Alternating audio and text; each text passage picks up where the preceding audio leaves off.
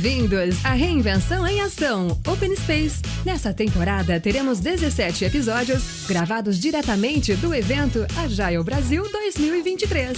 Chegando até você com o patrocínio da Business Map. Embarque conosco neste universo de ideias, experiências e muito mais.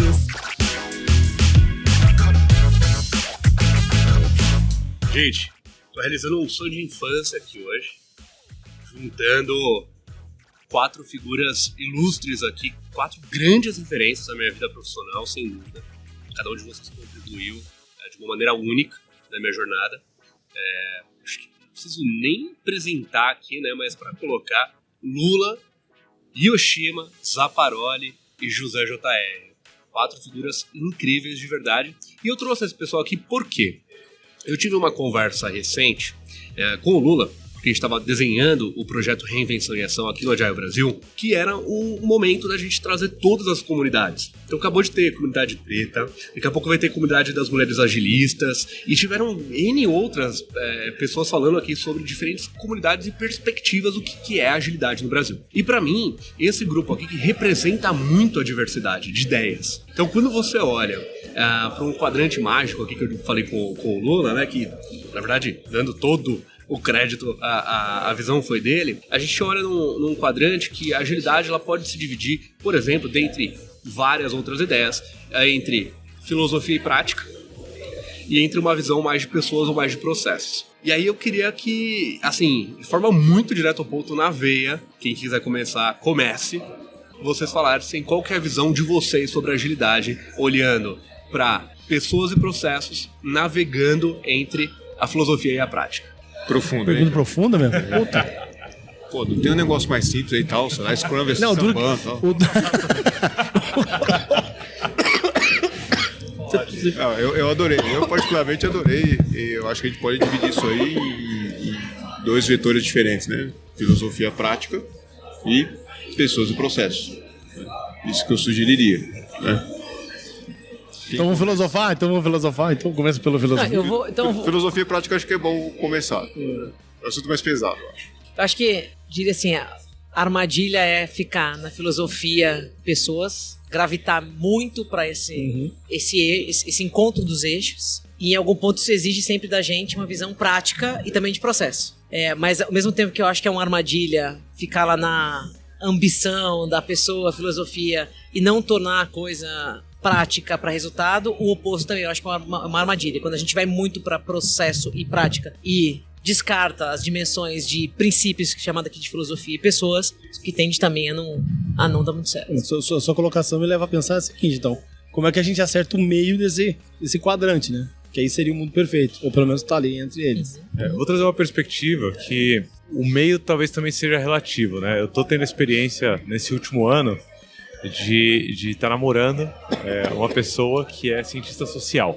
E eu tenho um amigo que é amigo em comum. Assim. Eu tenho um amigo que é amigo comum entre a gente, que ele fala: Lula, você só tem amigo de tecnologia. Todo mundo que você fala é agilidade, é tecnologia, desse mundo e tal. E agora eu tô muito envolvido, né? Apaixonado, né? O relacionamento tá morando com uma pessoa que vem de outra vertente, né? E se eu for me colocar dentro... Se eu for entender minha forma de pensar, né, minha forma de agir dentro desses vetores, trazendo como referência o pessoal acadêmico e de ciências sociais e ciências humanas, eles vão me colocar no prático total, assim, ó, pá, prático, talvez, assim, vamos jogar automaticamente. Por quê? Porque a perspectiva, a referência, o referencial deles, do que é filosófico, é uma coisa que talvez nem eu consiga alcançar, sabe? Às vezes eu tô lá na casa dela de boa, eu pego um livro pra ler, eu entendo, sei lá, 60% do que tá ali. Ela fica brava, ela fala: como assim essa inteligência entendeu 60? É mentira. Aí eu releio uma frase e ela fala: é verdade, não é tão simples não. Ela vai destrinchando comigo e tal, porque é muito do aspecto abstrato, né, da humanidade da coisa. Agora, se a gente for pegar como referencial que o mercado exige, né, enquanto resultado, enquanto coisa acionável, né, metrificável, talvez eu seja um dos casos mais filosóficos aqui que a gente encontra no evento, né. Então acho que o referencial, eu queria trazer essa perspectiva do referencial, né, qual que é o nosso referencial para conseguir posicionar o que a gente vê dentro desses eixos, né? Porque se for o mercado, cara, não trouxe resultado, é filosófico e ponto. Assim, se for a própria filosofia, né? As humanidades, Era tipo, cara, vocês são 100% práticos, vocês não refletem nem sobre o que fazem, né? Então, da onde vem o nosso referencial, né? Essa que é a pergunta que eu dei. Não respondi ainda, trouxe outras perguntas, né? Eu acho o seguinte, que essa questão de pessoas e processos, né, é uma falsa dicotomia, na minha opinião. As pessoas acham que é um ou outro. Eu gosto muito da visão do Jim Benson. Jim Benson, ele é um dos primórdios ali da comunidade Kanban, que ele falava que, cara, processo é um contrato social entre as pessoas. A partir do momento que passa disso, se torna uma burocracia. Cara, genial essa frase, né? Porque as pessoas imaginam, cara, que processo era aquilo que a gente fazia, talvez com o Rupp, né? A gente, o engenheiro do processo, né? O grande arquiteto de como é que as coisas vão acontecer, né? E acho que essa visão do Jim Benson é mais equilibrada, assim, nesse sentido de que, no fundo, você precisa dos dois, né? As pessoas imaginam que, não, processo é você fazer as pessoas trabalharem que nem robô. Não é isso. O processo, cara, no trabalho do conhecimento é esse acordo social, né? Como que nós vamos nos relacionar. Por isso que quando o Manifesto Ágil diz, cara, mais pessoas do que processos, eu acho que isso, até na visão do próprio Jim Benson, é uma falsa dicotomia. Não é assim, ou um ou outro, né? Necessariamente, se você investe um, você vai ter no outro, né? Eu não tenho buscado tantos, esse ponto médio, cara, né? Existe uma falácia para isso, né, cara? Que é a pela temperança, né? Pela temperança é você imaginar que quando você tem duas visões polarizadas, o meio termo, né, é o certo. E nem sempre isso é verdade. Você pode ter verdade dos dois lados, né? Mas você usar aritmética simples para tentar resolver uma situação polarizada não é a melhor solução, né? Mas eu gostei do que o Lula falou de trazer referencial. Se eu estou entendendo corretamente, eu acho que concordo em boa extensão, quando a gente olha, sai um pouquinho no mundo da agilidade, olha a vida como ela é, e nesse quadrante que a gente desenhou, a agilidade hoje está posicionada mais para um olhar de pessoas e mais para o olhar prático, em comparação com o cenário global, digamos assim.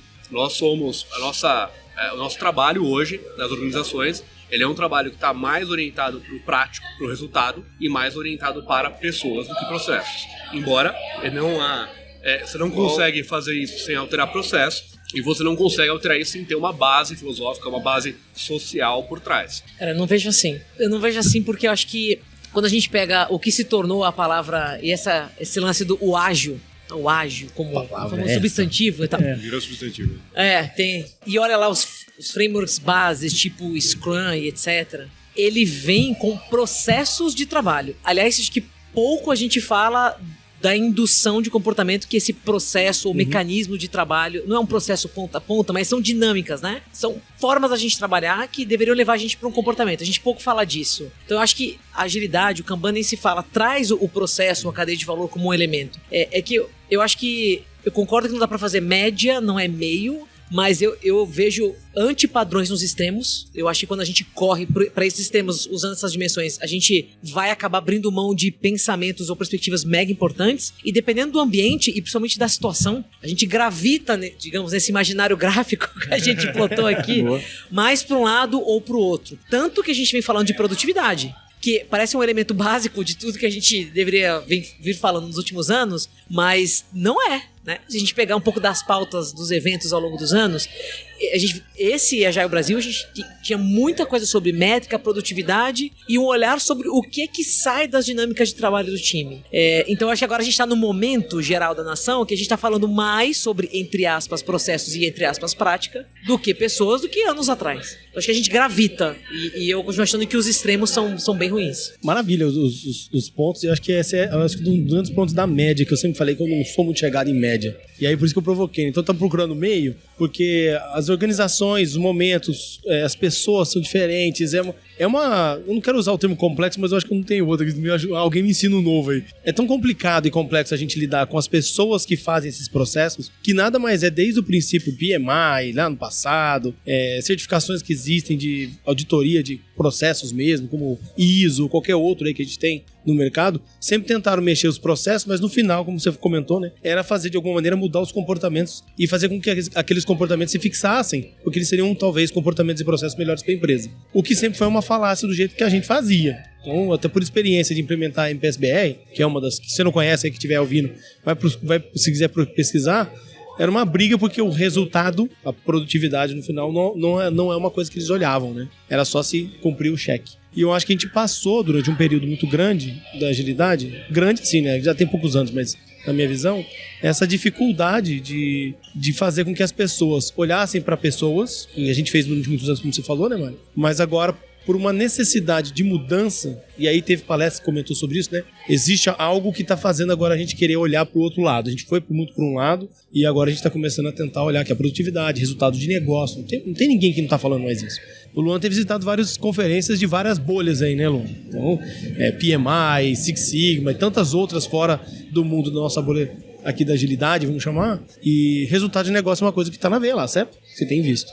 Então, eu acho que aonde a gente vai olhar, e aí eu vou trazer talvez a primeira polêmica, né? Será que no final a gente tem que ser meio agnóstico para tentar entender aonde, que assunto a gente vai trazer? Porque quando a gente fala de processo, eu não vou pensar sobre pessoas diretamente, né? A gente muito olha os processos, o A, o B, o C, o D, né? Mas elas são responsáveis pelo processo, e aí a gente então tem que tratar de humanas. Então deixa eu entender como uma pessoa é para tentar mover ela a mudar o seu comportamento. Aí tem N formas ou métodos que mostram que no final, como se diz, o processo está ali inserido. Cada um deles que tem vários processos que a gente faz, mas é para mudar o comportamento, né? E aí a pergunta fica essa, e aí? Eu vou pegar esse gancho então, porque eu acho que a parte do agnóstico, de novo, depende do referencial, né? Eu acho que dentro dessa discussão toda, é interessante a gente se entender dentro de sistemas, né? Então a gente tem um sistema maior operando, né? O sistema das organizações é um sistema que está operante, que é um sistema que veio de outro sistema maior e a gente é só consequência desses subsistemas, né? A gente é só um subsistema dentro de sistemas maiores. E a gente entender como esses sistemas foram formados já leva a ideia de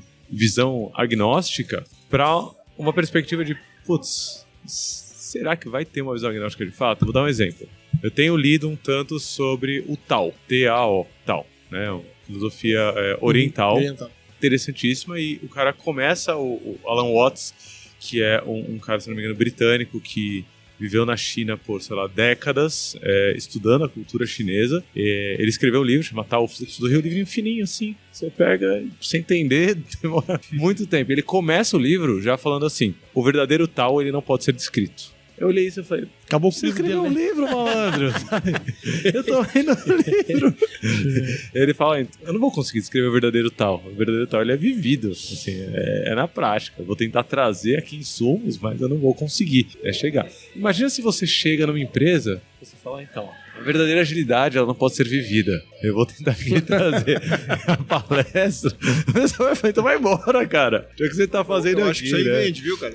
Vende, é verdade. Isso aí vende. Mas o ponto pra mim dentro do nosso referencial ocidental, a gente já tem uma quebra dentro disso, certo? Se a gente for olhar a história, né, nosso contexto local Brasil, a gente tem outra quebra que é a visão eurocêntrica, né? A gente teve uma cultura que dentro do processo de colonização, dentro do processo de escravização de pessoas aqui, a gente teve uma perspectiva, né, que trouxe essa visão eurocêntrica aqui pra dentro, né? O que é essa visão eurocêntrica? Tava falando com o Rafa Albino agora no episódio sobre a agilidade preta, né? Essa visão eurocêntrica é, por exemplo, não prezar pela oralidade, né? Se eu chegar em um lugar e eu só falar, vamos chamar de falastrão, assim, é possível, sabe? Vamos falar, cadê os resultados, sabe? O que você fez? Sabe? Então, a própria cultura da oralidade, da transmissão de experiência, de conhecimento, simplesmente pela oralidade, dentro dessa visão, desses sistemas que a gente muda, que a gente vive hoje, ela já está em xeque. Então, o que a gente chama de agnóstico, talvez seja agnóstico dentro da nossa bolha aqui. E dentro da nossa bolha tão pequena que cai no agnóstico do que o Yoshima falou, tipo, sair dessa visão Scrum Kanban, então eu tenho uma visão agnóstica, sabe? Isso daí é tão pequeno, tão pequeno, tão pequeno, tão pequeno, tão pequeno dentro do mundo, que eu acho que a gente acaba tentando de novo, né? Mirar esse meio e errando feio tudo, né? É mais uma tentativa do cara ser na percepção de hoje o isentão do que o cara ser agnóstico. O cara, na verdade, o cara quer agradar todo mundo, não é? Ser agnóstico não é querer agradar todo mundo. É ser agnóstico. Que é o cara tá em busca da verdade, né? Gostei muito do ponto que você colocou, porque ele comentou, o ágil é pessoas e prática, certo? Cara, isso é muita cultura americana, né? Americano faz o que funciona, né? E se você for parar a pensar quais são as grandes influências que nós temos, cara, né? São filósofos, cara, são eruditos. Se você for pegar, cara, o Taylor era americano, beleza, mas, cara, ele tava tentando criar uma administração científica, ele não era somente prático. Aí a gente começa a pensar fora, cara, da caixa americana. Taishi Ono, ele era oriental, eu falo, cara, americano, cara, é um produtificador nato, cara, e o japonês, ele é um filósofo nato. Se você for pegar, o Taichung, ele criou uma filosofia, não era um processo, uma forma. Exato. Né? O Deming foi uma forma cara, de ser, né? Complementando o Taichung. O Deming foi um cara americano que não foi aceito nos Estados Unidos. Tipo, é um erudito que ele não foi aceito. Não, vai lá pro Japão, ajudar o Japão lá, que a gente não quer sua ajuda. Né? Depois virou o profeta não escutado. Né? Inclusive, o Taichung não criou o Six Sigma, né? Black Belt, assim, não foi não foi nada disso. Ele criou, cara, o System of Profound Knowledge, né? O controle estatístico do processo parou aí. Né? Goldratt também não era americano. Apesar dele ter vivido muitos anos nos Estados Unidos, ele era judeu. Se você for pegar todas as nossas referências que a gente pega hoje no pensamento, cara, de uma gestão moderna, cara, não era só americano. O americano tem muito essa questão de, vamos fazer o que funciona. Cara, isso funciona para algumas coisas. Tem certas coisas que você precisa ter um fundamento, cara, uma erudição, você precisa ter filosofia. Então isso talvez, na minha opinião, você comentou, eu concordo, cara, plenamente. É muito prática, pessoas. Apesar que eu não sei o quanto esse pessoas, cara, é mais marketing do que realidade. Parece que eles encaixaram, cara, também numa visão, numa subcultura do tipo, se a gente falar que a gente é focado em pessoas, vai ser diferente do PMI na época, né? Um diferenciador. Agora eu não sei o quanto que isso é do fundo do coração, falando sincero. Se a gente pegar assim, signatários do Manifesto Ágil, eu não sei o quão. Tá? Mas isso é só, falei, uma crítica. Deixa eu pegar um ganchinho que o Yoshima falou do... O quanto, acho que você comentou assim, algumas coisas precisam de fundamentos, né? Mas pegando um conceito que você mesmo trouxe, que eu achei super interessante do processo, como um contrato social, porque processo é se a gente for abstrair, né, uma sequência de etapas sobre coisas ativáveis, né, que tem que ser feitas para o processo ser realizado. A manifestação do processo é um fluxo. Isso, um fluxo. Independente de qualquer processo, é um fluxo. Ativável por alguém, né? Exato. Em algum ponto, nesse princípio, na minha cabeça, sempre eu vou ter algum comportamento. Porque se eu tenho um humano a princípio, nem entrando do outro lado, se for uma automação, tá. Se eu tenho um agente ali, especialmente humano, Homo sapiens, para conduzir, o comportamento, ele tá inerente. Essa pessoa, ela pensa, essa pessoa reage, e isso vai interferir, inclusive, na qualidade e na capacidade dela de fazer o trabalho. Ela precisa ter conhecimento para fazer, e quanto ela está envolvida, isso vai afetar no processo. No próprio trabalho. No próprio trabalho. Sendo isso, dá para dizer que toda e qualquer discussão ao redor do chamado processo vai ter um fator pessoas. Que eu acho que ele pode vir mais à tona numa abordagem, ou num de legítimo, né? É por onde eu começo a contar essa história ou não. Mas também me ocorre que, sendo assim, ignorar o fator pessoas é legitimamente um erro. Sim. Porque, senão, eu não tenho processo. Acho que aí fica aquela questão, né? O quanto, aí pra onde a gente vai, em que momento a gente vai pro lado... A gente filosofou aqui um pouco, aí foi pro mais processo. A gente tá fazendo exatamente o que a gente talvez... Faz sentido? Eu tô viajando aqui. A gente foi pra filosofia, voltei, aí eu tava aqui... Ninguém botou número na mesa ainda. Ninguém botou número Aí eu tava aqui. Bom, deixa eu tentar responder a primeira pergunta que o Lula fez aqui, né? Qual que é a referência, né? Então vou tentar trazer, complementando aqui. Ô Zé, posso interromper rapidamente que eu vou precisar ir embora, mas eu não quero interromper o papo. Então eu vou sair aqui sutilmente. Mas eu queria agradecer principalmente Mari Yoshima, né? Fazer um agradecimento que acho que eu nunca fiz publicamente.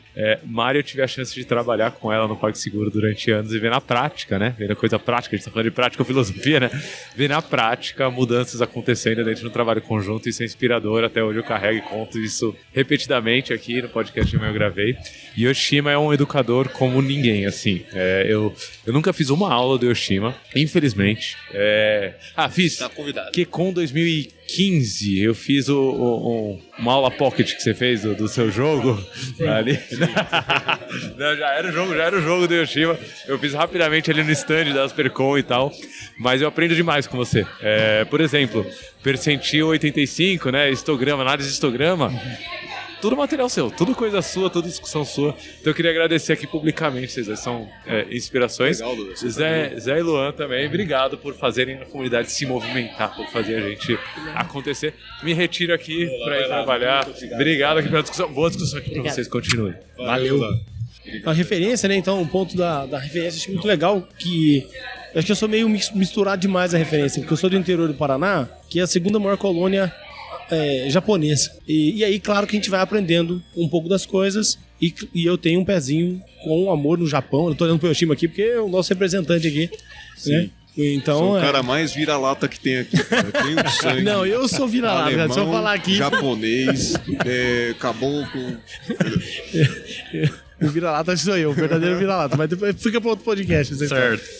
E eu acho que é o ponto de ser um ser pensante faz com que o momento que a gente precisa filosofar, pensar, ter aquela base que você estava comentando, para até ajudar as pessoas a terem pensamento crítico na hora de tomar uma decisão, na hora de escolher alguma coisa, ou até mesmo de fazer, é uma das coisas que acabam me levando para ser mais filosofal e tentar trazer essa base que as pessoas, pelo menos eu acredito naquilo que eu já vivi até hoje. É pouca coisa que a gente fala sobre isso nas escolas, então tem um problema educacional também, a gente não fala sobre isso. Simplesmente se repete um processo de aprendizado de aprender por aprender e não a pensar a aprender.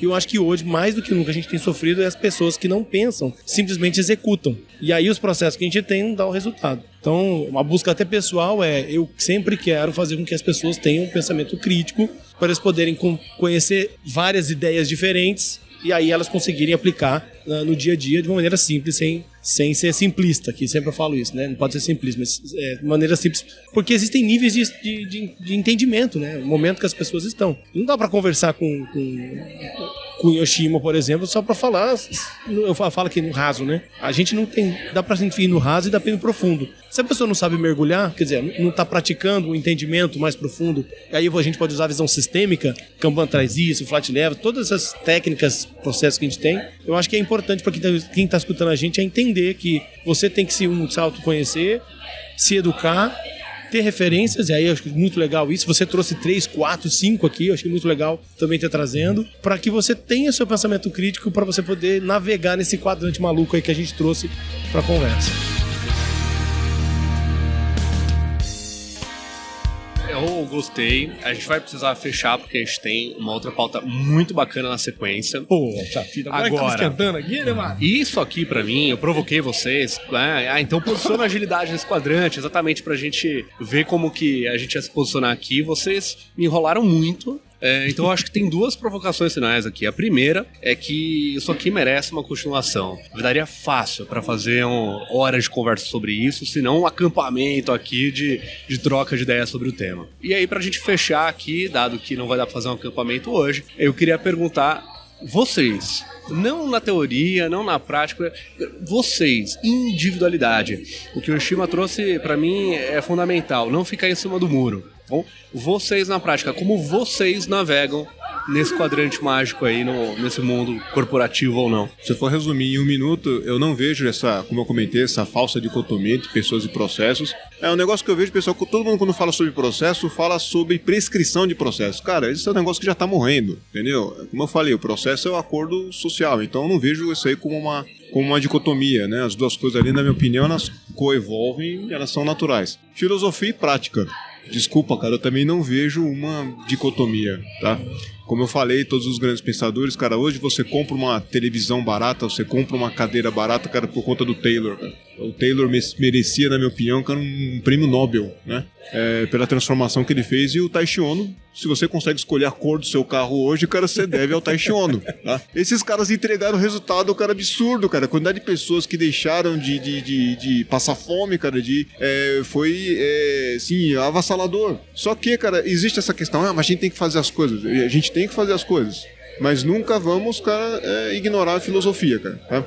O William Lane Craig, ele fala, cara, que geralmente as pessoas que ignoram a filosofia são as pessoas mais propensas a ser enganadas pela filosofia. Cara, você precisa ter teoria, você precisa ter essa profundidade, cara, que o Zé falou, cara, você precisa saber, cara, que algumas pessoas já trilharam o seu caminho, principalmente, né? Tem momentos que você precisa fazer um negócio novo, aí a prática entra, né? Mas geralmente você tem que ter essa base, né? As pessoas falam, pô, mas por que a gente tem que ter um nome Kanban, cara, ou agilidade, né? Hoje, se você perguntar pra mim, é pra procurar no Google, cara. É pra procurar no Google. Você precisa ter... Keyword, né? Você precisa ter isso, e isso também é ciência, né? Pô, como é que eu vou achar conteúdos pra saber? Porque senão você vai começar a reinventar a roda, né? Pô, cara, o Taishi Ono já viveu o problema de whip alto, ele já viveu o problema de fluxo, ele escreveu a respeito. E aí a gente avança isso, né? Tipo, às vezes é meio sedutor você falar, não, vamos sair fazendo, cara, pô, não vamos abandonar isso. Só que eu acho que isso, cara, não nos torna mais humanos, né? Então, essa é a minha visão.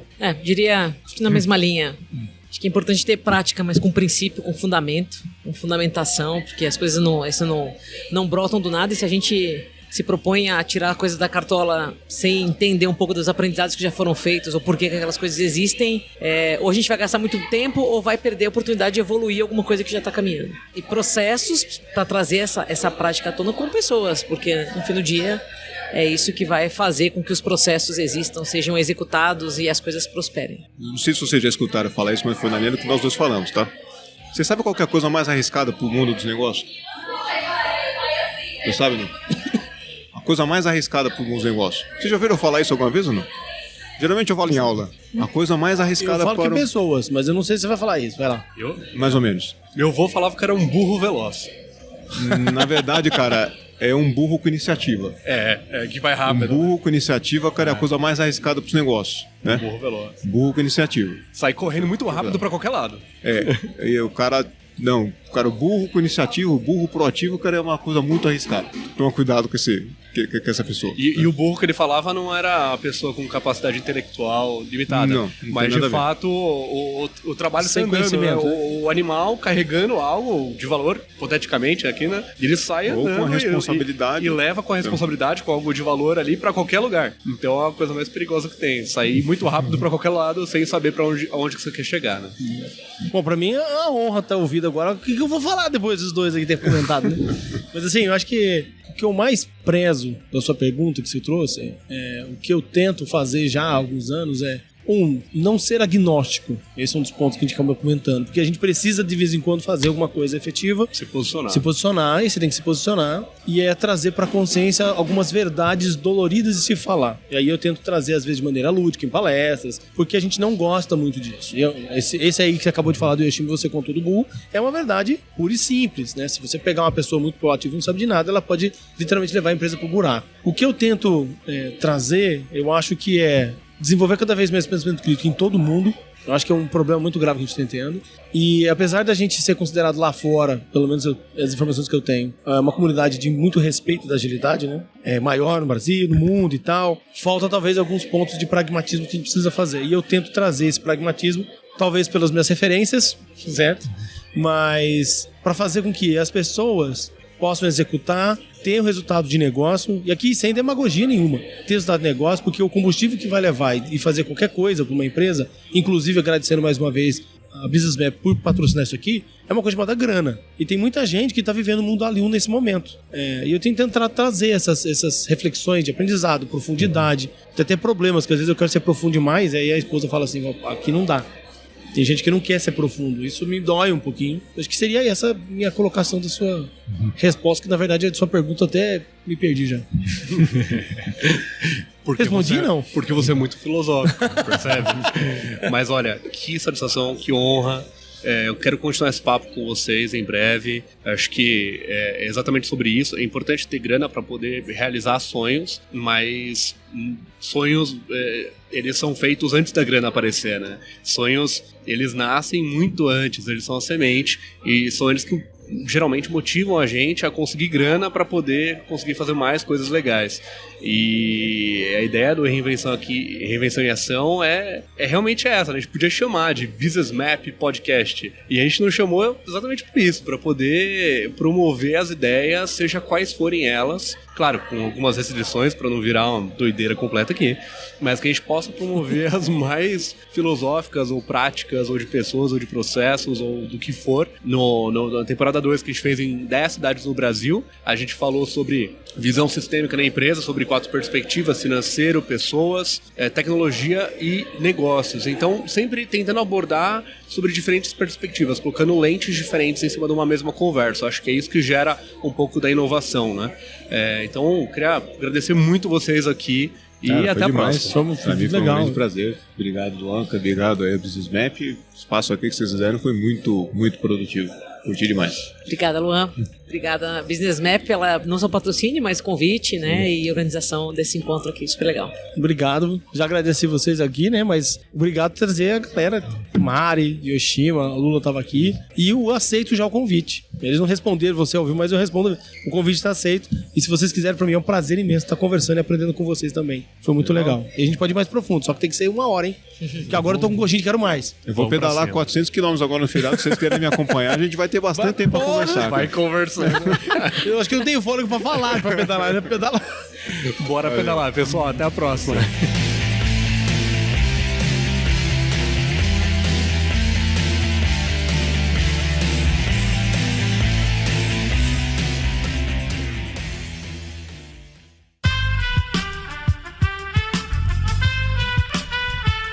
Esse podcast foi editado por Aerolitos Edição Inteligente.